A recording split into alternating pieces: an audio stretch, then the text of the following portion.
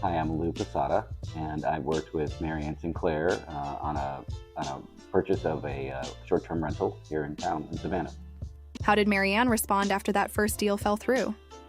She was great. She was really supportive, and she said, we'll keep looking, we'll find something, and she kept kind of, turning over rocks and trying to find us a place, and she was really, you know, looking. You could tell that that she was kind of keeping an eye on things and tracking, the process or the software that y'all have was really helpful because she knew at that point, where our range was, from a location perspective and where we were trying to be in the price point. And so that was, so she kept, she could continually, monitor the market.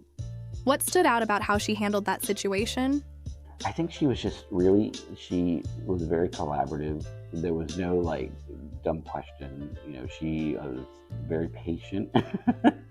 And she knew I'm an architect, so she knew I was looking for something that had certain aesthetic, so it was I'm high maintenance, so it's she was great, and she was really, it's funny that I think that as talking to her, it was great to we realized that we were probably, over the years, we've probably been at parties together and known each other, but we've had this, since we moved away, but all the connections that I have here are some of her connections, and that helped with having people be able to go, and some of my friends are contractors and architects here in town, and they were able to go take a look at things for me, and put eyes on it when we weren't here. So but her knowing them and being able to facilitate that was really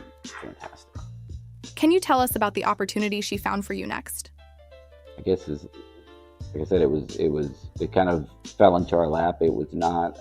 It was because it was more. The cost of the property was more. We looked at it as a, because it was freestanding.